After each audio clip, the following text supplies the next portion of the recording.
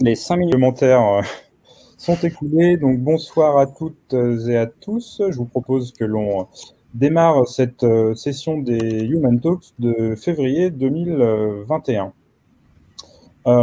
Pour ceux qui ne connaîtraient pas les Human Talks, donc ce sont des talks qui sont ouverts à toutes et à tous, qui ont lieu alors en temps normal partout en France dans différentes villes. Et là, donc exceptionnellement, depuis quasiment un an, Covid oblige, on a mis en place un format qu'on appelle à distance, où on se retrouve en live sur notre chaîne Twitch depuis quelques sessions maintenant. L'idée, c'est d'avoir des talks assez courts, donc qui durent une dizaine de minutes, et on se retrouve tous les deuxièmes mardis de chaque mois. Donc pour poser les questions aux différents speakers, donc vous avez le chat et le speaker pourra répondre à vos questions en fin de talk. Donc on se laisse quelques minutes entre chaque talk pour les questions-réponses. Tous les talks et les slides se trouvent sur le site des Human Talks, donc dans la ville en fait qui s'appelle À Distance. Vous avez également, si vous le souhaitez, le compte Twitter des Human Talks que vous pouvez suivre et qui partage les différentes informations utiles concernant les sessions mensuelles des Human Talks. Et vous avez peut-être aussi dans votre ville une organisation Human Talks locale qui peut aussi avoir un compte Twitter et relayer des informations. Ce soir, nous avons 4 talks. Le premier par Sébastien, qui va nous parler de preuves de code avec TypeScript. Le second talk par Jean-Philippe, qui va nous parler de développement dès le plus jeune âge. Le troisième par François, qui va nous parler de tests d'intégration et de serverless. Et enfin, Jérémy, qui va nous présenter le code de son propre linter. Merci à vous tous et à vous toutes pour votre présence sur ce stream ce soir. Et donc, on va démarrer donc avec Sébastien. Je vais lui passer la parole. Hop, voilà. Donc, tu peux projeter tes slides, Sébastien, si tu veux. Et puis, on va te laisser tout seul sur le stream. Bonjour, merci Sébastien pour cette introduction. Donc je suis Sébastien Besnier et je vais vous... Oups, pardon, excusez-moi. Ça arrive. Donc je vais vous parler de prouver son code, à quoi ça sert et comment on peut faire ça. Donc tout de suite, je vous introduis un petit exemple. Donc, on a une fonction toLink qui prend en paramètre une URL. Et donc que fait cette fonction toLink? Si on l'appelle avec une URL, par exemple hello.com, elle va insérer dans la page courante ce petit bout de HTML. Donc jusque-là, tout va bien. Mais ce qui va se passer, c'est que au fur et à mesure, vous allez oublier peut-être quel est le format attendu pour cet argument URL. Et à un moment dans votre code, vous aurez un truc comme ça. Vous allez appeler la fonction avec un mauvais format. Au lieu de l'appeler juste avec une string, vous allez l'appeler avec un objet qui a un champ URL. Et donc ça, évidemment, ça fait un truc incorrect. Donc pourquoi ça nous fait object ici? Parce que là, le URL est considéré comme une string. Et quand on considère un objet comme une string, on a ce magnifique object qui apparaît.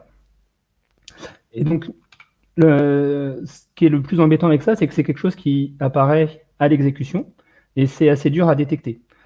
Donc, la première solution qu'on se dit, c'est OK, on va mettre des tests. Mais alors, pour tester ça, c'est très compliqué parce qu'il faut tester que tous les appels de toLink vérifient ça et que d'où que vienne cet argument-là, il faut qu'il soit correct. Donc, au lieu de mettre des tests à cet endroit-là, ce que je vais vous présenter, c'est d'utiliser TypeScript. Alors, comment est-ce qu'on transforme un fichier JavaScript en TypeScript? C'est pas une blague, on change l'extension. Il y a quelques autres détails dans lesquels je ne peux pas rentrer parce que c'est pas là-dedans que je vais rentrer, mais la transition se fait de façon plutôt fluide. Donc voilà, maintenant qu'on a notre fichier en TypeScript, ce qu'on peut faire, c'est rajouter une annotation de type ici. Donc sur URL, on va dire URL, maintenant c'est une string. Et maintenant qu'on a rajouté cette annotation de type, on a une preuve. On a la preuve que dans ce bloc-là qui est surligné, on a la preuve que URL c'est une string, et du coup il va toujours se comporter comme on l'attend pour une string. Il ne va pas se transformer de façon inopinée en object-object. Donc pour les appels, vous appelez votre fonction exactement de la même façon. Donc le premier appel va être accepté par le compilateur, et le deuxième appel, avant même de lancer votre code, le compilateur vous dira « Ah bah il y a une erreur ici », et du coup dans votre éditeur, au moment où vous tapez votre code, vous aurez une erreur qui s'affiche. Donc ok, super, problème résolu. Ah, sauf que le temps passe, et au bout d'un moment, vous tapez ce code-là. Donc là, le compilateur, il va rien dire, il va dire c'est bon, c'est une string, mais c'est pas du tout une URL, et on a le même genre de problème qu'avant. Ça, c'est pas une URL, et si on essaye de cliquer sur le lien qui va être généré par ce bout de code, il va pas se passer ce qu'on veut. Et en fait, pourquoi est-ce qu'on a ce problème-là? Parce qu'on ne s'est pas du tout servi des types dans leur pleine puissance, j'ai envie de dire, dans leur pleine efficacité, dans leur plein potentiel. On s'est contenté de types primitifs, on s'est contenté d'une string. Et en fait, c'est pas ça qu'on veut. On ne veut pas la preuve que URL c'est une string. On veut la preuve que URL bah, c'est une vraie URL et pas n'importe quoi. Donc pour faire ça, ce qu'on peut faire, c'est créer une classe URL. Donc cette classe, elle aura un champ privé URL et un constructeur qui sera également privé. Alors vraiment, vous allez me dire, mais attends, si le constructeur il est privé, comment je fais pour construire une classe? L'astuce, elle est de dire, bah, je vais créer une méthode statique qui, elle, sera publique, une méthode statique qui va appeler ce constructeur. Donc, c'est quoi l'avantage de ça? C'est qu'en faisant comme ça, on va pouvoir construire une URL. On va pouvoir construire une URL et s'assurer, construire une URL à partir d'une string et s'assurer que quand on construit cette URL, on a bien une URL valide. Et maintenant, on a la preuve que si on a une URL valide, c'est que forcément, on est passé par cette fonction isValidURL, parce que la seule façon de construire une URL, c'est avec cette fonction fromString. Ok, donc on a la preuve qu'on est passé par cette fonction isValidURL, et maintenant, on va prouver que isValidURL est correct. Donc une façon de faire ça, c'est par exemple de mettre en place des tests unitaires. Pour vérifier une URL, moi, ça me suffirait. Donc on met quelques tests unitaires pour vérifier que c'est correct. On pourrait aller plus loin et utiliser des tests randomisés, du fuzzy testing, ou aussi appelé property-based testing. Le but, c'est de générer plein de tests qui suivent un certain pattern, et donc ça permet d'avoir plus de confiance dans les tests que vous écrivez. On pourrait même, mais là ça sort complètement du cadre du talk que je vais vous faire, donner une preuve complète que notre URL est valide, mais voilà, là on sort de TypeScript, il faut aller dans des trucs beaucoup plus élaborés. Je ne vais pas rentrer là-dedans. Voilà, donc on a ça. Donc on a dit ce qu'il faut faire quand la string est bien une URL correcte. Et quand la string n'est pas une URL correcte, eh ben on va renvoyer nul. Et du coup, on l'indique dans le type ici. On dit que le type de retour de cette fonction, c'est soit une URL, soit nul. On pourrait ici utiliser quelque chose de plus sophistiqué pour indiquer l'erreur. Mais pour un cas simple comme celui-là, renvoyer nul comme indicateur d'erreur, c'est tout à fait suffisant. On va aussi rajouter une petite méthode, toString, pour pouvoir faire la transformation inverse. Et vous remarquez que cette méthode, bah, elle n'échoue pas, on n'a pas de ou nul ici, parce que si on a une URL, on sait forcément, on a la preuve qu'on a une string en particulier, donc on peut faire la transformation dans l'autre sens. Ok, donc maintenant qu'on a ce type URL, on peut transformer notre fonction toLink en changeant le type. Donc maintenant, on a un type URL. Ok, donc on peut maintenant, quand on va créer un lien, ça sera forcément un lien valide. Comment on va appeler ça? Donc on pourrait imaginer qu'on va demander à l'utilisateur de taper avec ses doigts l'URL au clavier. Avec la string qu'on va obtenir, on va transformer ça en URL et après on va appeler toLink dessus. Sauf qu'on ne peut pas faire ça. On ne peut pas faire ça directement parce que, si vous vous souvenez, fromString, il renvoie soit une URL, soit nul. Et là, si vous activez l'option strict null checks de TypeScript, ce que je vous conseille absolument de faire si vous utilisez TypeScript, sinon vous passez à côté d'un bon paquet d'avantages d'utiliser TypeScript. Donc si vous activez cette option, le compilateur va vous dire, bah non, tu ne peux pas appeler toLink dessus parce que toLink, il attend en argument une URL. Et là, bah, pour l'instant, je sais juste que URL, c'est soit de type URL, soit nul. Donc, on va tester, est-ce que URL est nul? Si URL est nul, ça veut dire que l'URL qu'on a tapé au clavier n'est pas correcte. Et donc, il faut afficher un message à l'utilisateur, le faire retaper, quelque chose comme ça. Et si c'est pas nul, là, le compilateur va être assez intelligent pour voir, OK, URL, c'est pas nul. Donc, il n'y a plus qu'une seule possibilité. URL, il est du type URL, il est du bon type. Donc, je vais pouvoir appeler toLink dessus.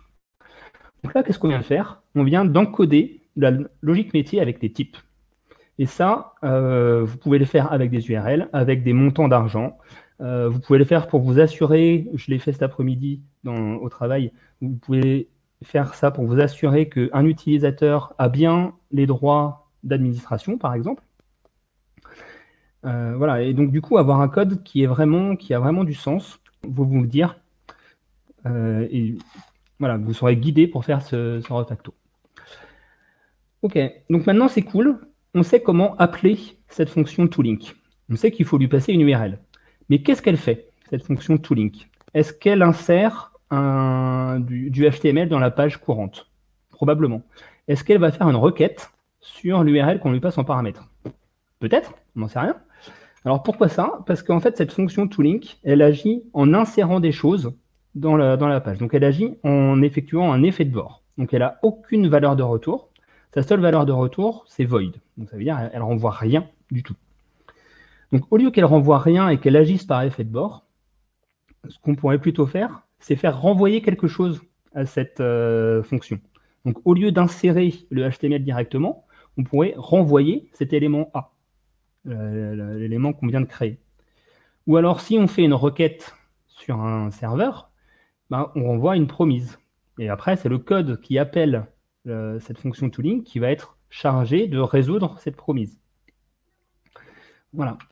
Et donc, faire renvoyer des valeurs aux fonctions au lieu de les faire agir par effet de bord, ça vous permet de prouver en quelque sorte ce que font ces fonctions. Et en bonus, si vous utilisez les types comme ça, bah, vous avez de la documentation gratuite, parce que là, rien qu'en lisant from string, ça prend un argument en string et ça en renvoie soit URL, soit nul, bah, vous savez ce que fait cette fonction. Il n'y a même pas beaucoup de façons d'implémenter cette fonction. Alors, un petit warning avant de se quitter. Tout n'est pas rose en TypeScript. Mes 10 minutes sont presque écoulées, donc je ne vais pas rentrer dans les détails. Juste, je vais vous signaler qu'il y a d'autres solutions si vous voulez utiliser des langages typés du côté du front-end. Donc, par exemple, Helm, Roscript ou PureScript. Donc, ce sont des langages dans lesquels la technique que je viens de vous présenter là, de considérer qu'on fait des preuves avec son code, c'est une technique très commune, une idée bien connue. Et je dirais même que syntaxiquement, c'est plus facile de faire ça dans ces langages-là qu'avec le constructeur privé que je vous ai présenté. Voilà. Je vous remercie de m'avoir écouté et je reste à votre écoute pour vos questions. Merci Sébastien. Donc on va remettre tout le monde pour la session de questions-réponses. Alors, est-ce qu'on a eu des questions dans les commentaires? Ouais, il y a une petite question de Dame Colin. Alors, voilà, je ne comprends pas le choix de design avec une static factory en fermant l'extension sur URL. Pourquoi ne pas simplement contrôler les invariants dans le constructeur et donc avoir un code nul safe?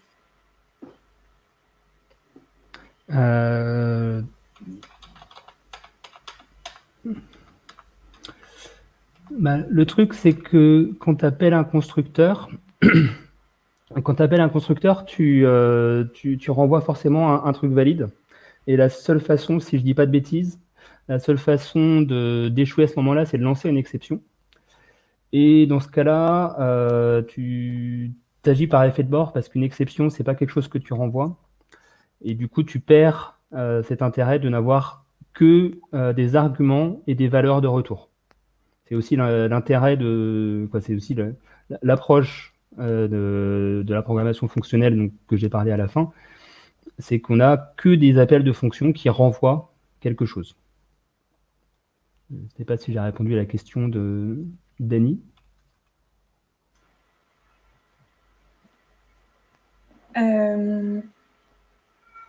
Oui, visiblement. Du coup, est-ce qu'on a d'autres questions peut-être? Moi, j'en ai une éventuellement. Est-ce qu'il existe un type option ou pas, comme dans d'autres langages? Plutôt que de retourner nul, est-ce qu'on pourrait retourner un option d'URL, par exemple, comme on peut avoir en Java, en Scala, ou peut-être, j'ai vu que ça parlait de Haskell ou de Rust, hein. Il y a ça en TypeScript? Alors, tu peux le créer. Tu peux le créer. Il me semble pas que ça soit dans la bibliothèque de base. Après, tu as des bibliothèques c'est très facile à implémenter en fait, ce type option et ce type result. Donc c'est ce à quoi je faisais référence en disant qu'on pouvait faire quelque chose de mieux. Donc le quelque chose de mieux, ce serait effectivement de retourner une option. Mais il me semble que de base, ça n'existe pas en TypeScript. D'accord. Vraiment, l'idée de TypeScript, c'est juste de rajouter le typage sur JavaScript. Alors, visiblement, ça génère des réactions en commentaire, en tout cas. Si ça existe de base, c'est une erreur, mais... Non, non, je veux dire le pattern option, visiblement. Ah. Bon, il faudra proposer un talk de 10 minutes sur pourquoi option est un anti-pattern Gauthier. Ça peut être intéressant pour une prochaine session. OK. En TypeScript, c'est sûr qu'utiliser une option, vu qu'on a cette possibilité de faire ou nul facilement, c'est discutable. Mais dans d'autres langages comme Elm ou RuScript ou PureScript ou Haskell ou Rust, c'est totalement ce qu'on fait. OK. Bon. Eh ben, écoutez, de toute façon, après, il y a Twitter pour échanger sans problème. Si ça vous convient, je vous propose qu'on passe au talk suivant de Jean-Philippe sur le développement dès le plus jeune âge. Donc, Jean-Philippe, si ça te convient, tu peux nous partager ton écran. Et puis, ça va être à toi. Vous voyez bien l'écran là? C'est bon, on te laisse la parole, c'est nickel. Ouais, c'est bon.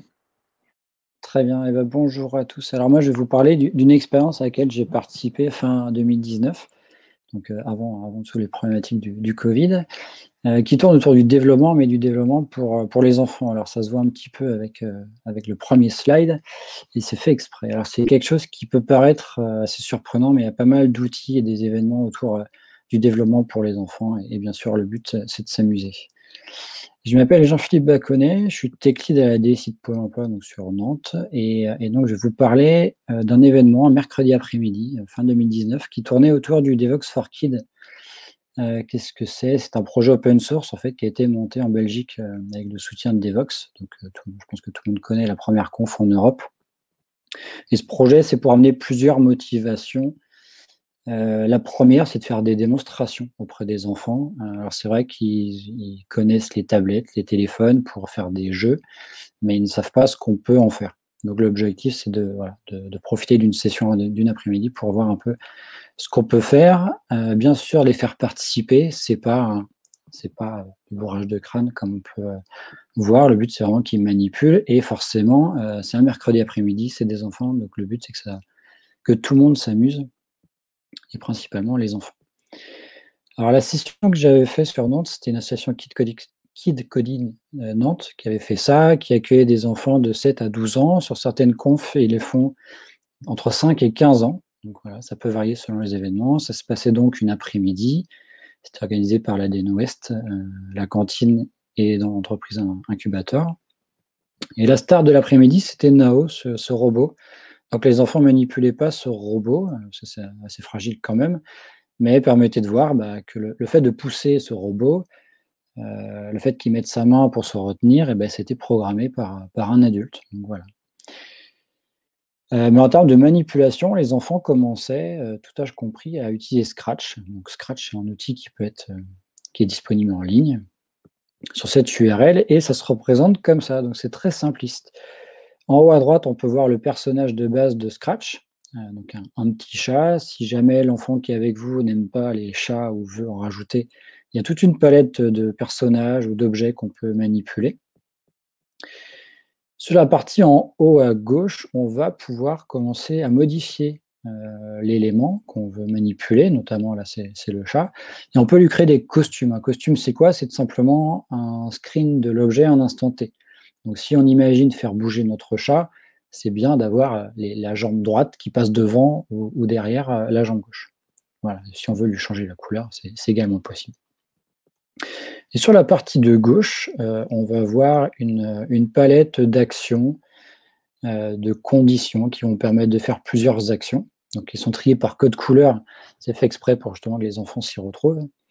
Et avec ça, qu'est-ce qu'on peut faire? Eh ben, tout simplement, on va pouvoir développer. Donc, ça va représenter, notre développement va représenter ce genre d'éléments. Et si on vient en détail dessus, donc on a l'élément de départ qui est le petit drapeau vert. Du moment où l'enfant va cliquer sur le drapeau vert de l'interface graphique, ça va exécuter une palette d'actions. Si on reprend la file d'instructions de gauche, donc là, en fait, on va pouvoir avoir des notions de rotation, des notions de boucle, de déplacement de certains nombres de pas. Je ne sais pas si vous l'avez remarqué, mais c'est en anglais. Donc, en plus de voir la programmation, les enfants, parfois, ils ne se rendent pas compte en fait, que c'est en anglais. Et à la fin de l'après-midi, quand les parents ils arrivent, ils disent, mais ils nous regardent d'un air, mais c'est en anglais, il n'a rien compris. Bah si, en fait, il a appris des mots d'anglais. Des mots, il y a quand même quelques-uns, mais tournés. Voilà. Parfois, on fait même un peu de maths, expliquer ce que c'est des degrés. Un enfant de 5 ans, quand on va lui parler de degrés, il va dire qu'est-ce que c'est que ça? Donc, c'est aussi intéressant. Donc, en plus de faire de la programmation, on peut voir d'autres choses, donc c'est assez marrant. Et on peut voir aussi des interactions avec des objets. Si dans l'exemple que j'ai pris, j'ai plusieurs objets, on peut pouvoir faire interagir et dire si tel objet touche l'autre, qu'est-ce que je fais? Voir aussi des boucles. Là, j'ai un exemple de boucle infinie, c'est pas intuitif pour un enfant, on va lui montrer qu'on peut faire des boucles qui ne s'arrêtent pas si on veut, et mettre un temps de pause. Donc avec toutes ces instructions, qu'est-ce qu'on peut faire? On peut faire des histoires, tout simplement. Donc là, j'ai mis un premier exemple où le chat voit un ballon et décide d'aller chercher, mais malheureusement, c'est trop tard, le ballon s'est envolé, et le petit chat, il est un peu triste. Certains enfants, moi j'avais un garçon qui m'a dit, les histoires, j'en ai déjà fait, moi je vais attaquer le vif du sujet, je vais faire des jeux. En fait, c'est possible. Ça, c'est un exemple de jeu qu'on avait fait ensemble. On avait été encore plus loin. On avait réussi à compter le nombre de fois où la balle touchait la barre rouge, et du coup compter les points. Et forcément, une fois que la balle tombe sur le fond gris qui correspond à la fin de partie, on affiche un message game over. Donc on peut s'imaginer afficher le nombre de points. Et ce qui est marrant, c'est que l'enfant, une fois qu'il avait fait ça, il a directement été chercher ses copains qui étaient dans la salle pour aller faire une partie. Donc pendant 10-15 minutes, ils se sont amusés à jouer à leur propre jeu. Donc petite fierté de l'après-midi pour le garçon, il a montré son jeu à son père qui était venu chercher le soir pour lui dire regarde ce que j'ai pu faire. Après tout ça, donc c'est des enfants, il y a une petite pause goûter, bien entendu. Et derrière, on va attaquer une autre partie. Donc là, les enfants vont se séparer en fonction de leur âge. Les enfants les plus petits vont travailler avec des Lego ou Edo. Qu'est-ce que c'est? En fait, on va avoir une interface qui commence à être un peu plus évoluée. On va toujours avoir notre triangle vert qui permet de lancer les actions qu'on va configurer. Donc à partir de là, on va pouvoir manipuler des objets, on va juste voir après, qui vont pouvoir émettre des sons, voir les couleurs, et aussi détecter la présence de quelque chose. Est-ce qu'on peut imaginer ce genre de choses? Donc on voit une grue qui va bouger un aimant, et un crocodile qui va pouvoir s'animer. Donc comment ça se passe? Déjà, les enfants mettent un peu l'ordi de côté et vont aller construire des Lego. Et puis après, on va s'attaquer à la partie développement. Et ce qui est marrant sur le crocodile, c'est que le but, c'est de mettre son doigt dedans. Il y a un petit capteur qui va détecter la présence d'un doigt. Et s'il y a un doigt, forcément, le crocodile va baisser sa bouche, va mordre, entre guillemets. Donc les enfants, ils vont attirer leurs petits copains dans leur piège. Donc ça, c'est marrant. Tout le monde s'amuse bien. Donc comment ça marche? Il y a un petit moteur. Donc c'est l'élément gris au milieu qui est relié par un câble. Donc qui est relié à un câble USB branché sur l'ordinateur dans lequel intervient du coup le logiciel, ce qu'on a développé en termes, et permettre de faire de l'animation sur nos Lego. Les plus grands, par contre, eux, ils voient une version un peu plus complexe, les Mindstorm, où là, en fait, on voit qu'on change un peu de gamme d'âge. Et ce qui est important aussi, c'est que là, le robot n'est n'est plus relié à l'ordinateur. Donc les enfants peuvent fabriquer des logiciels, les stocker dans le boîtier qu'on voit au milieu, donc une fois que c'est relié en USB, mais après peuvent l'emmener et être indépendants des câbles. Donc c'est assez important. Comme ça, ils peuvent imaginer s'amuser. Donc dedans, on va pouvoir sauvegarder plusieurs programmes. Et en fait, sur l'interface graphique, on voit qu'il y a un petit écran qui permet de voir un peu le logiciel qu'on utilise, et après, on peut s'amuser. L'interface graphique, elle change aussi, on peut faire plus de choses, mais l'objectif, c'est toujours la même chose, d'avoir des histoires de boucles, de gérer des modules qui permettent de voir des signes ou des couleurs. Et derrière, on peut s'imaginer faire ce genre de robot. Le robot en bas à droite, ce qui est marrant, c'est qu'il va détecter un trait, et les enfants, vu qu'on était sur un sol de couleur foncée, s'amusaient à faire de tracer un trait devant, et dans ce cas-là, ça permettait aux objets d'avancer. Ils voyaient le trait de couleur, ils reculaient, ils tournaient, ils essayaient de s'enfuir, et les enfants s'amusaient à faire le tour pour bloquer les robots. Voilà, donc ils s'amusaient. Alors, dans certains événements des Vox for Kids, il y a d'autres logiciels qui ont été utilisés. Alors, moi, je n'ai pas manipulé, mais c'est des choses qui se font et qui passent pas mal de temps. Alors, j'ai mis quelques infos pratiques pour, si jamais ça vous intéresse. Donc, il y a le site du Devox for Kids.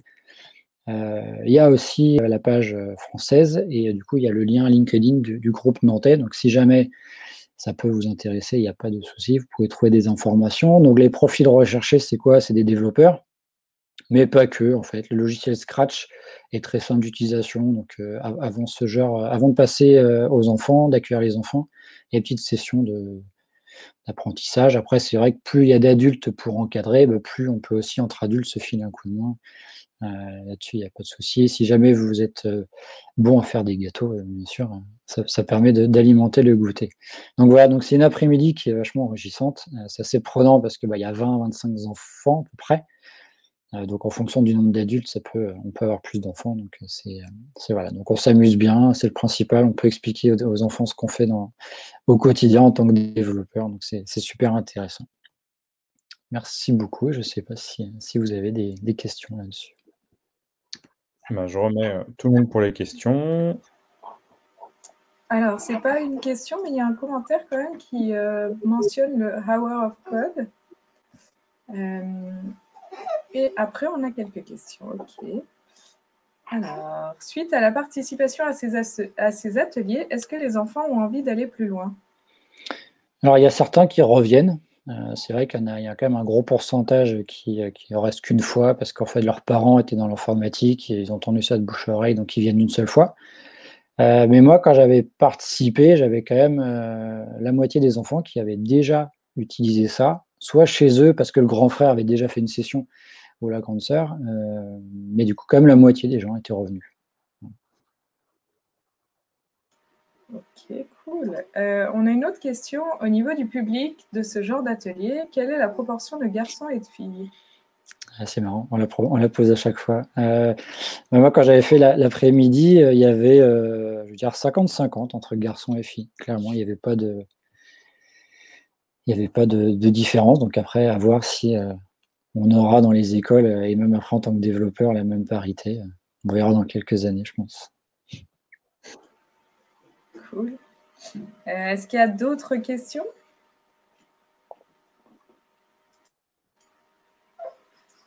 J'ai l'impression que non. Peut-être sur l'âge des enfants. Alors, je ne sais pas si tu l'as peut-être dit, je n'ai pas fait attention. Ouais, c'était entre 7 et 12 ans. D'accord. Après, certains ont fait moins. Donc, c'est vrai que des enfants de 5 ans, j'imagine que c'est un peu plus compliqué. Pour des ados de 15 ans, j'imagine que la première partie sous Scratch va un peu les ennuyer. Déjà, moi, j'avais eu quelqu'un qui avait 9 ans et il m'a dit, bon, les petites histoires, j'en veux pas, clairement. Donc, on a fait un petit jeu. Mais c'est vrai qu'un ado de 15 ans, j'ai du mal à le voir jouer avec ce genre de choses. Mais bon, pourquoi pas. Après, il y a le robot Nao. J'ai vu que certains événements, ils pouvaient manipuler. Donc, ça peut être plus intéressant pour eux. J'ai fait une petite question aussi. Est-ce qu'il arrive qu'il y a des concepts que vous n'arriviez pas à leur expliquer? Parce que je ne me rends pas compte de la difficulté des concepts de développeurs pour les jeunes. Par exemple, là, tu parlais de l'infini tout à l'heure. Bon, je pense que c'est relativement facile à expliquer. Mais par exemple, le bouton play, pourquoi c'est un triangle vert ou ce genre de choses, ou les boucles, tout simplement. Bah alors, les boucles, c'est quand même, ça génère quand même pas mal de questions. Même les boucles infinies, ils vont dire, mais pourquoi une boucle? Pourquoi donc on leur explique et on fait des démos justement de montrer le chat, on va le faire bouger, tu vas voir, et puis du coup, il ne s'arrête jamais. Ou si par exemple, on imagine le faire avancer vers le ballon, comme je montrais tout à l'heure, si on lui dit de pas s'arrêter, on va le voir que le chat part de l'écran et on ne le retrouve plus jamais en fait.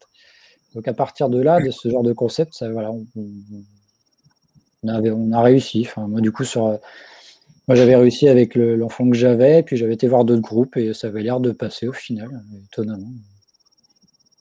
Ce qui est plus compliqué, c'est pour les mouvements. Pourquoi faire 20 pas? Alors, les enfants disent non, mais je veux juste qu'il bouge.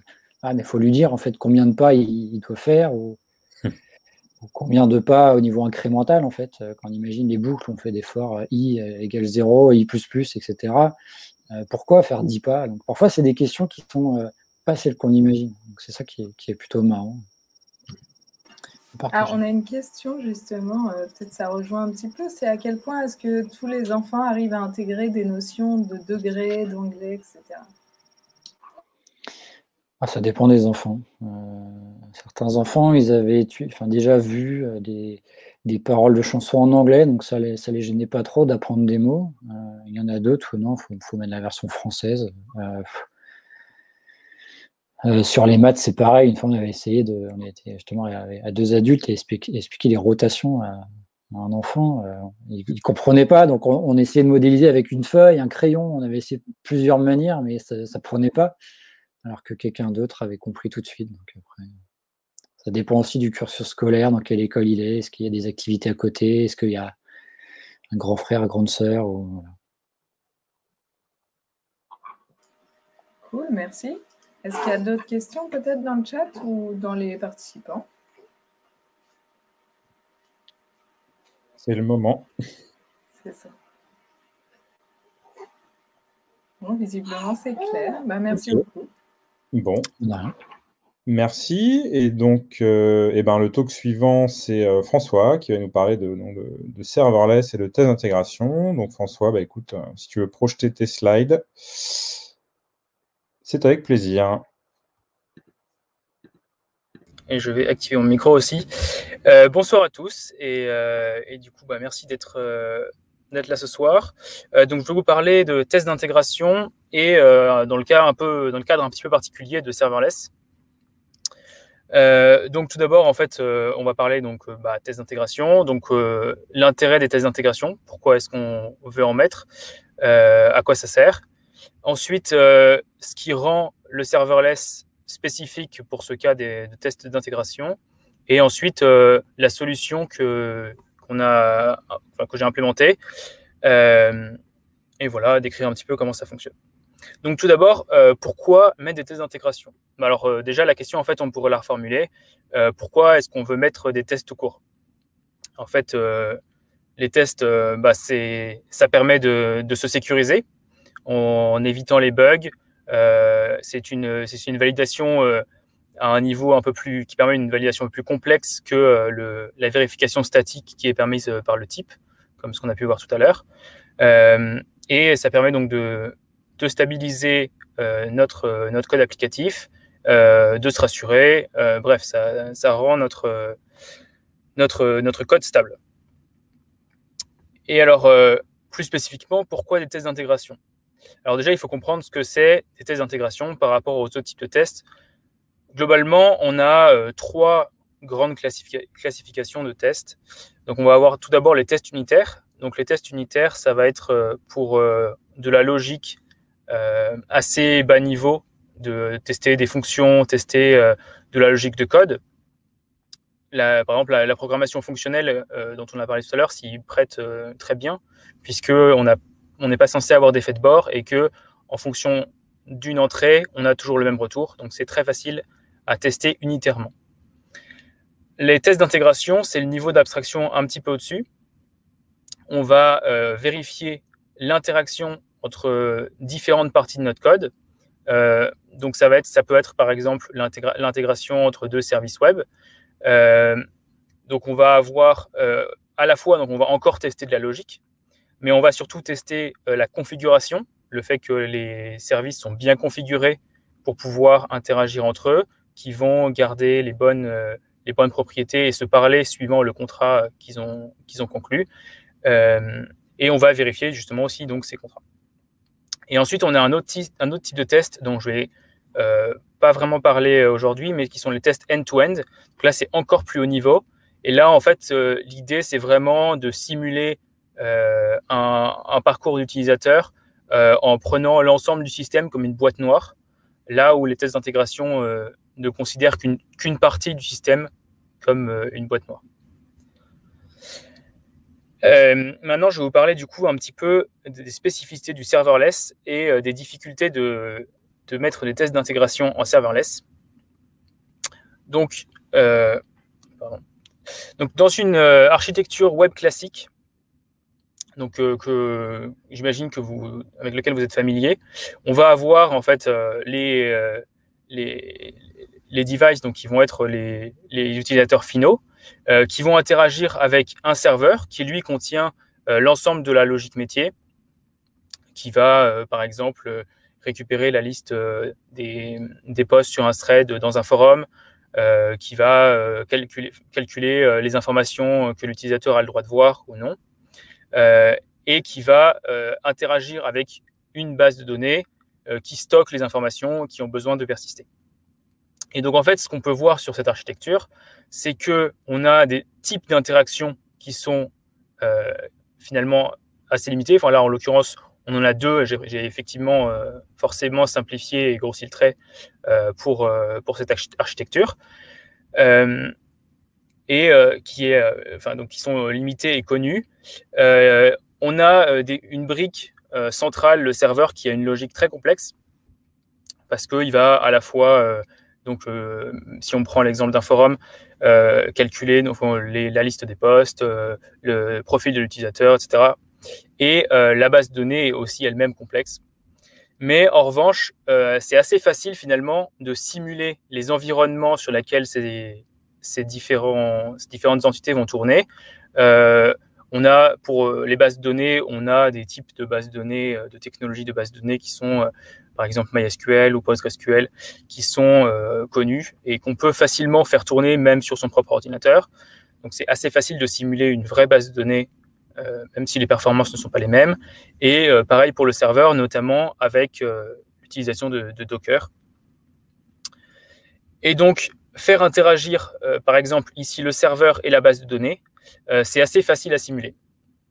En revanche, dans le cadre d'une architecture serverless, on va donc le serverless, ça a introduit un paradigme d'exécution de code qui permet de vraiment découper les bouts de code qu'on va exécuter, de les donner à un fournisseur de cloud et de les exécuter à la demande. Donc en fait, serverless, donc ça veut dire sans serveur, mais c'est assez trompeur comme terme, parce qu'il y a quand même des serveurs, simplement, c'est pas la personne qui va développer l'application qui va les gérer. C'est directement le fournisseur de cloud. Mais avec ce nouveau paradigme d'exécution de code, on a des nouvelles manières de concevoir le code qui ont aussi apparu, et notamment le découpage en microservices qui est beaucoup plus dans la philosophie de serverless. Donc, on va avoir tendance à découper notre logique métier en plein de petits services qui vont être plus spécialisés, donc avoir une logique plus simple. Donc là, en l'occurrence, j'ai pris l'exemple de microservices sur AWS, qui est la plateforme la plus répandue. Et donc, les lambda qu'on voit ici sur ce schéma, ça correspond à des endpoints de notre back qui vont exécuter une action simple et avoir une logique finalement assez limitée. En revanche, on a beaucoup d'interactions différentes, parce qu'on va avoir chaque lambda qui va pouvoir communiquer avec une base de données derrière. Et aussi, la complexité qu'on va avoir, c'est la difficulté de les simuler dans un environnement contrôlé. C'est un petit peu le revers de la médaille. On ne s'occupe pas de gérer les serveurs et on donne directement le code au fournisseur de cloud, mais en l'occurrence, nous, on ne sait pas exactement comment il va l'exécuter et on n'est pas capable de répliquer exactement l'exécution pour exécuter des tests. Et aussi, on peut avoir des interactions qui sont asynchrones. C'est le cas aussi dans des architectures plus classiques, mais ça va être plus dans la philosophie de serverless, encore une fois. Donc, pour ces raisons, on a la nécessité de tester directement en fait, notre code applicatif sur un environnement qui est ISO à notre environnement de production. Et donc, la solution imaginée, c'est lorsqu'on fait tourner une suite de tests, d'être capable de mettre en place un environnement ISO sur un serveur AWS, de pouvoir mettre en place des scénarios de test et ensuite d'interagir avec notre application de la même manière que le ferait un front, un client final. Alors l'inconvénient qu'on a avec ce type de modèle, c'est qu'on est obligé d'avoir les droits d'insérer des éléments dans notre base de données directement depuis notre suite de test, ce qui n'est pas du tout optimal au niveau sécurité. Et du coup, l'idée suivante, c'est de déporter cette logique de mettre en place des scénarios de test également dans du code applicatif qui va être lui-même déployé sur l'environnement et qui va s'occuper de mettre en place notre scénario de test et de le détruire une fois qu'on a fini notre test.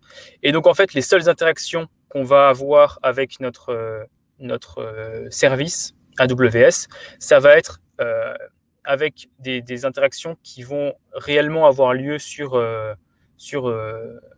code applicatif, et ce qui va nous permettre de générer des interactions plus réalistes et donc de valider le fonctionnement de notre service. Voilà, j'espère que c'était clair et merci beaucoup de votre participation. Est-ce que vous avez des questions? Déjà, qu'est-ce qui nous empêche de faire des tests en local pour le domaine modèle dans ce cadre? Alors, dans le domaine modèle, donc pour la database, alors effectivement, si on utilise une base de données un peu classique de type MySQL ou PostgreSQL, on peut encore utiliser des tests en local. Le problème, c'est que quand on utilise ce framework, on a, alors je vais remettre la slide où on voit le microservice. En fait, on a une gestion très fine des permissions. Et donc, on va pouvoir en fait éviter, par exemple, que notre lambda 3 ici ne puisse écrire dans notre base de données ici en lui assignant des permissions. Et ce qui fait que l'intérêt du test, c'est de vérifier aussi la configuration et donc de vérifier que notre lambda ici a bien les permissions pour écrire dans cette base de données, mais par exemple, pas dans celle-là. Donc, en fait… je crois que la question n'était pas exactement celle-là, en tout cas. Ah, je pense que ça parlait du domaine modèle, c'est-à-dire le code métier, si je comprends bien. Ah, bien sûr. Alors, ça n'exclut pas les tests unitaires, les tests d'intégration. Forcément, c'est un niveau d'abstraction qui est au-dessus. Donc, c'est toujours bien, effectivement, de faire des tests. C'est nécessaire même de faire des tests unitaires. Simplement, ça va nous permettre de valider des aspects importants de notre application qu'on ne pourra pas, de toute façon, valider avec des tests unitaires. Mais oui, effectivement, ça ne remplace pas les tests unitaires. Ok, parfait. Il y a une autre question. Comment tu simules la charge que prend ta prod dans ton environnement ISOPROD? Alors, ça, c'est une très bonne question. Alors, c'est effectivement les tests de… Je n'ai pas parlé de ça parce que ce n'est pas exactement les tests logiques et applicatifs, mais les tests de montée en charge sont aussi un autre type de test, comme les tests de performance aussi, au-delà de la charge. Mais ça, on va plutôt les faire tourner de manière asynchrone et périodique qu'à chaque déploiement. En fait, tu as le l'objectif de ces tests-là, c'est surtout de valider le bon fonctionnement. Après, la détérioration de la perf, c'est pas forcément nécessaire de le tester immédiatement. Après, tu peux aussi synchroniser les deux ensembles de tests, mais c'est juste un autre domaine de test. Et c'est un service d'Amazon Web Services qui s'occupe de ça ou c'est quelque chose à implémenter soi-même? Alors, qui s'occupe de faire les tests que j'ai présenté, le modèle que j'ai fait à la fin? Non, je parle de charge. Je suis toujours sur la question. Non, en fait, il y a des outils. En fait, en général, on va juste faire des requêtes HTTP. Et donc, en général, quand on va faire des tests de montée en charge, on peut juste provisionner un gros serveur et faire une tonne de requêtes HTTP sur le serveur et voir comment il résout. Mais il y a des outils open source très bien qui existent pour ça. Ouais, AWS fournit pas de service qui permet de faire ça. Non, pas particulièrement. Ok. Super, merci. Est-ce qu'il y a d'autres questions?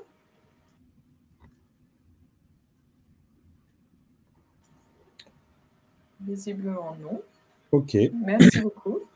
Bah, merci. Je propose qu'on passe au dernier talk, au talk de Jérémy. Donc, alors pour éviter tout problème technique, Jérémy a préenregistré son talk, donc je vais vous le partager. Il sera bien évidemment disponible à la fin de la vidéo pour la séance de questions-réponses. Donc, on va parler de coder son propre linter. Hop. Tac. Bonjour à tous, je m'appelle Jérémy Chauvel et je vais vous présenter comment coder votre linter. Donc on peut tout d'abord s'intéresser à pourquoi vous voudriez coder votre linter alors qu'il en existe probablement un sur le langage que vous utilisez tous les jours. Pour ça, je vais vous raconter la petite histoire de Marc. Marc, il arrive sur un projet et en fait sur ce projet, il y a une petite spécificité, c'est qu'il y a un peu plus d'un an, il a été décidé, pour implémenter les très nombreuses règles métiers, d'utiliser un langage custom. Donc Marc, il arrive sur ce projet et il veut ajouter une nouvelle règle. Et donc, il connaît pas très bien la syntaxe et comment on utilise le langage, mais bon, il s'inspire de ce qui a été fait ailleurs. Et comme les autres développeurs lui ont conseillé, il lance l'application pour vérifier sa règle. Pas de chance, Marc tombe sur une erreur et il sait pas trop quoi faire. En plus, toute son application elle crash et il n'arrive pas à comprendre d'où vient l'erreur. Heureusement pour lui, il y a Antoine qui arrive derrière lui et qui, en regardant le fichier de configuration avec lui, lui explique ah bah non, tu as juste oublié un point virgule en fait. Pourquoi je vous raconte cette petite histoire? Parce que c'est le cas typique d'utilisation d'un linter. C'est-à-dire vouloir détecter les erreurs de syntaxe ou autres erreurs avant même de lancer son code. Et donc dans ce cas-là, c'est super intéressant de développer son propre linter parce qu'il va falloir supporter un langage dédié. Et par langage dédié, ça peut tout simplement être du JSON ou du YAML où en fait on voudrait supporter qu'une certaine structure. Donc un linter, ça va permettre de faire de la détection d'erreurs, d'améliorer la qualité du code, mais aussi la productivité des développeurs, ou encore d'enforcer des règles de sécurité. Et coder son linter, c'est aussi l'occasion d'apprendre plein de choses. Donc maintenant, on a un objectif qui est d'avoir un linter fonctionnel et on a un état initial qui est on a du code source. Le problème, c'est que on ne sait pas vraiment comment passer de l'un à l'autre. Donc je vous propose de prendre cet exemple filé d'un petit langage de configuration. Donc il est très inspiré du Python et il prend des variables, des opérateurs is not, des constantes, true et false, et des opérateurs logiques comme et ou. Et la petite subtilité, c'est qu'on peut nester les expressions les unes dans les autres. Donc en tant que développeur, la première chose à laquelle je pense, c'est me dire finalement, pour valider que la syntaxe de mon langage est valide, je vais pouvoir utiliser regex. Et finalement, ça marche assez bien sur des petites expressions et des exemples simples, mais on se rend vite compte que sur les expressions plus complexes, ça va être très compliqué d'écrire des regex maintenables pour supporter les cas. Le deal breaker, ça va être que les regex ne supportent pas du tout la récursion. Donc c'est même pas possible. Donc on se rend compte qu'utiliser regex n'est pas du tout le bon plan. Et là on va pouvoir utiliser le fait qu'on travaille dans l'informatique. Il y a déjà plein de linters qui existent et en fait il y a des super bonnes solutions qui existent déjà, donc on va pouvoir s'en inspirer. Et donc la solution classique, c'est de créer un linter à partir d'un AST, donc un Abstract Syntax Tree. En fait, qu'est-ce que c'est? C'est tout simplement un graphe qui va mettre en relation les différents éléments qui constituent le langage. Donc, si on étudie notre petite expression au-dessus, on va avoir le a qui est une variable qui est suivi d'un opérateur is qui est suivi d'une constante true. Et en fait, ça constitue déjà une expression. Et en fait, cette expression, elle va être liée à une autre expression par un opérateur logique. Et ça permet du coup de découper comme ça notre code source en petits éléments abordables.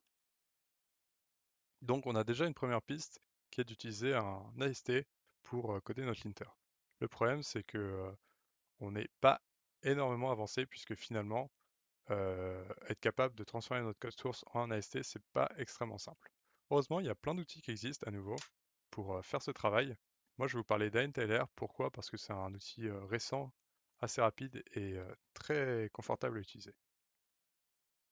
Donc on va utiliser IntLR pour fabriquer notre AST à partir du code source. Comment ça marche? IntLR, en fait, il va prendre comme entrée la grammaire du langage et il va être capable de nous fabriquer un analyzer. Cet analyzer, il va prendre notre code source et en faire un AST. Et à partir de là, il ne nous restera plus qu'à écrire quelques règles pour avoir notre linter. Donc finalement, les deux choses qu'on a à faire, c'est écrire la grammaire du langage et des règles pour avoir un linter. Donc c'est super cool. À quoi peut ressembler la grammaire du coup de notre petit langage? Ça a l'air super effrayant comme ça, mais en fait c'est assez facile une fois qu'on l'a découpé en deux morceaux. On a d'une partie les lexters qui sont les règles qui vont transformer du texte en des tokens de code utilisables. C'est-à-dire, par exemple, dire que ça c'est un opérateur, donc le et pas n'importe quel texte. Être capable de dire que tout le reste ce sont des variables et que si par exemple il me venait à l'idée de rajouter un plus pour faire une opération, ce n'est pas un élément qui existe et donc on aurait une erreur de syntaxe. Une fois qu'on a tous ces tokens, on va utiliser la partie parseur pour en fait fabriquer, relier logiquement nos différents tokens. Donc typiquement, un opérateur, ça peut être soit un is, soit un isNot. Un opérateur logique, ça va être un et ou un ou. Et finalement, une valeur, c'est juste soit une constante booléenne, soit un identifiant, soit à nouveau des parenthèses avec une expression. Et une expression, c'est une valeur, un opérateur, une valeur, suivi d'autant de fois qu'on veut, par exemple, d'opérateur logique, une valeur, opérateur, valeur. Comme ça, on prend bien en compte tout ce qui est récursion et tout type de syntaxe. Donc, rien qu'en utilisant cette grammaire, IntLR est capable de nous fournir un analyzer qui, lorsqu'on l'utilise pour afficher les AST, nous fournit déjà un résultat super agréable puisqu'on est capable de bien parser tout notre texte. Maintenant, on va essayer d'implémenter une petite règle de l'int qui est juste de dire ça sert à rien d'utiliser isNot puis une constante booléenne parce que finalement on pourrait la remplacer par is et l'autre constante booléenne.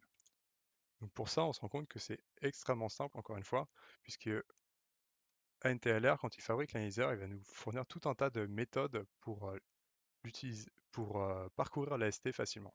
Donc par exemple, là, à chaque fois qu'on entre dans un nœud opérateur, donc is ou isNot, on va regarder si c'est un isNot, et dans ce cas-là, on va obtenir le voisin de droite, et si c'est un true ou false, on va dire qu'il y a une erreur, puisqu'il ne faut pas utiliser isNot avec une constante booléenne.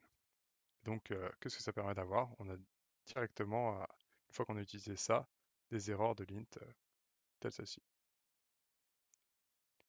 Donc, s'il y a quelque chose à retenir de cette présentation, c'est que si coder votre linter, c'est super rigolo. Je vous recommande très fortement d'utiliser un outil dédié et de ne pas partir de zéro. Dans tous les cas, vous devrez écrire votre grammaire et que finalement, ce qui va prendre le plus de temps, ça va être d'écrire les règles de l'int sur votre AST final. À partir du moment où vous avez choisi l'outil, écrire la grammaire, ça peut être super simple, comme dans le cas de IntLR, où en fait vous avez énormément de grammaire déjà disponible pour vous inspirer ou pour déjà utiliser un linter fait main sur différents langages comme le HTML, le CSS, SQL, etc. Il vous restera plus qu'à écrire vos règles linter, et encore une fois avec IntLR c'est assez facile puisque vous n'avez plus qu'à utiliser les différentes méthodes et helpers que IntLR vous fournit sur l'AST. Je vous remercie pour votre attention. N'hésitez pas à me contacter si vous avez des questions. Merci Jérémy. Alors, désolé pour les petits soucis de son, j'espère que vous avez pu entendre.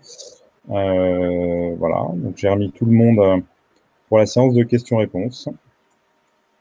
Alors, on a une première question. Quel genre d'erreur de syntaxe on a avec le parseur créé par MTLR?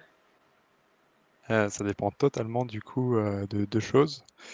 De ta grammaire, ce qui va être, on va dire, le plus gros facteur quand tu vas créer un linter ou un compilateur ou peu importe avec NTLR. Quand tu vas vouloir parser du code, il va être capable de détecter une erreur qu'il considérera comme une erreur de syntaxe à partir du moment où un morceau de code est pas compatible avec la grammaire que tu as décrite. Donc, c'est-à-dire que à partir du moment où il tombe sur du texte et qu'il n'est pas capable de le rattacher à quelque chose que tu as décrit dans ta grammaire. Donc, si on reprend l'exemple de la petite syntaxe là, si on rajoute un plus par exemple, qui n'est pas du texte connu dans la grammaire, il va dire que c'est un morceau de texte inconnu et donc il va s'arrêter là et vous dire attention, je ne reconnais pas ce mot, vous êtes sûr qu'en plus ça fait partie de la grammaire. Voilà, donc il va te donner ligne, colonne, etc. classiquement. Ok, merci. Alors, il y a une autre question. Je ne sais pas si c'est une question sérieuse. Un compilateur, c'est pas mieux qu'un linter? C'est totalement différent. Donc typiquement, un compilateur, ça va te donner le même genre d'erreur qu'un linter dans des langages qui ont besoin d'être compilés. Donc typiquement, par exemple, en C, quand tu vas compiler ton langage, effectivement, ton compilateur va te dire ah bah non, syntaxe invalide, ah bah non, là, si tu es en Rust, ah bah non, tu es en train de toucher à de la mémoire et enfin, tu fais n'importe quoi, ou il te recommande une autre syntaxe. À côté de ça, un linter, ça va plus être utilisé dans des langages interprétés comme du Python, du JavaScript, etc. Où en fait, il va pouvoir tourner en tâche de front, en continu, pour te dire attention, là, tu es en train d'accéder à un objet, et en fait, si je regarde ce que tu fais, il semblerait que ton objet est indéfini. Attention, tu as utilisé un mot-clé qui n'existe pas, ou, etc. Donc, a priori, avec un NTLR, par exemple, tu peux réaliser un compilateur et un linter, puisque les deux, en fait, partent d'un AST, mais c'est pas le même outil, c'est tout.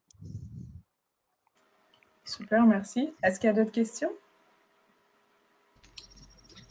Moi, j'en ai une sinon. Ah, vas-y, je te laisse en. Honneur à moi. Je voulais savoir s'il y avait un exemple de règle de grammaire dans un langage dans lequel tu as déjà fait un linter où tu t'es vraiment cassé les dents en mode putain, j'y arriverai jamais, c'est pas possible. La chose, on va dire, sur laquelle je me suis cassé les dents, si on reprend l'exemple, il y a une petite subtilité que j'ai pas décrite, hop, que je peux vous montrer très rapidement là. Je partage ton Hop, écran. top. Il y a une petite subtilité quand même, en fait, quand on écrit une grammaire, c'est qu'en fait, l'ordre des expressions a totalement son importance et même primordial, puisque c'est comme ça, par exemple, qu'on va être capable de détecter un mot-clé versus une variable. Et au début, ça peut être un peu étrange et c'est un petit peu bizarre quand on n'a pas spécialement écrit ce genre de choses, qui sont très déclaratifs plutôt que versus ce à quoi on peut être habitué. Donc en fait, la seule chose qui fait qu'on est capable de détecter qu'un and, c'est bien un et pas une variable qui serait nommée and, c'est parce qu'en fait, d'abord, il va être tombé sur le and et pas sur la variable. Voilà. Ok. Ok. À moi. Il y a quelques années, j'avais trouvé un outil qui s'appelait, enfin, c'était un autre système comme ça qui s'appelait Gold Parser. Je ne sais pas si tu le connais. Si tu le connais, est-ce que tu saurais me dire les différences entre les deux, s'il y en a un qui. Je vais te décevoir parce que je ne le connais pas du tout. Dommage. Bon, je l'ai connu qu'en surface, du coup, je ne pourrais pas dire s'il est ultra complet ou pas, mais j'étais tombé là-dessus en cherchant pour parser du SQL en C#. Pareil, je ne connais pas spécialement et je recommande fortement à NTLR encore une fois parce que c'était très facile de commencer. En fait, il y a beaucoup de parseurs comme ça. J'ai parlé par exemple de Lex, Python, Yak, etc., qui sont d'autres parseurs assez connus, mais pas mal plus anciens. Et en fait, actuellement, c'est plus vraiment ce qui se fait de mieux, dans le sens que la courbe d'apprentissage, on va dire, si on devait commencer maintenant, en utilisant un NTLR, en 2 heures, vous pouvez avoir un prototype. Sur ces autres parseurs, il va vous falloir un temps d'apprentissage qui va être beaucoup plus important. Je crois qu'il y a une question un peu liée dans le chat qui dit est-ce qu'il y a un tuto pour aider à s'y mettre? Il existe énormément de tutoriels. Je parlais justement de temps d'apprentissage et de prototype en une demi-journée facilement. C'est assez facile à trouver avec Google. Sinon, je peux vous partager les liens. Top, merci, ouais. Est-ce qu'il y a d'autres questions? A priori, on a fait le tour. Ah. Non, ça a créé des envies de linter PHP, a priori. Les gens veulent... Ouais, ok. Ah. Alors, il y a une question quand même. Est-ce qu'il est envisageable de faire un linter avec de la complétion de code? Je recommanderais pas, dans le sens que, en fait, un peu comme la même histoire qu'avec le compilateur, vous allez partir du même objet qu'est l'AST pour être capable de comprendre un peu l'intention du développeur, genre la prochaine chose qu'il pourrait écrire. Après, à nouveau, c'est pas du tout le même outil. Et si vous voulez faire de la complétion de code, je vous conseille plutôt de vous tourner vers maintenant du machine learning ou des trucs du genre qui seront beaucoup plus efficaces et pertinents dans ce cas-là. Voilà.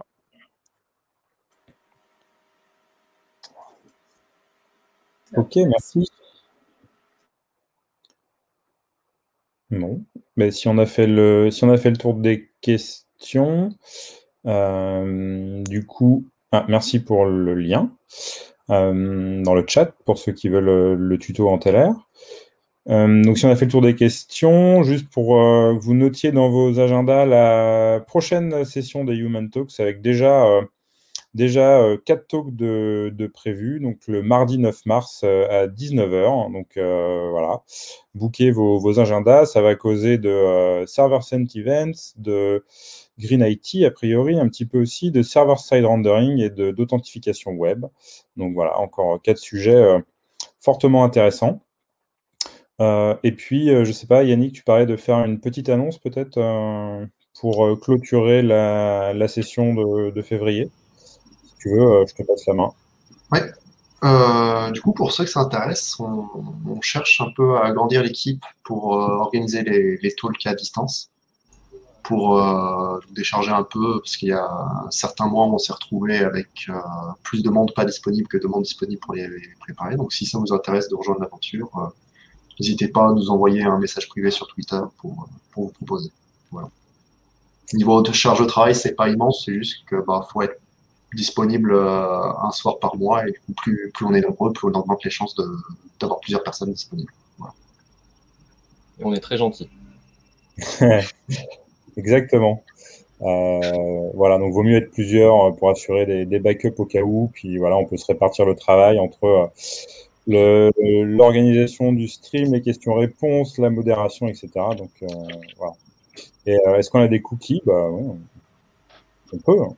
Pourquoi pas. Donc n'hésitez pas à nous contacter. Eh bien, écoutez, merci à toutes et tous, merci aux participants, merci aux speakers et à mes collègues co-organisateurs pour cette soirée. Et il me reste à vous souhaiter bonne fin de soirée et rendez-vous le 9 mars. Merci à tous. Merci, bonne soirée. Merci beaucoup.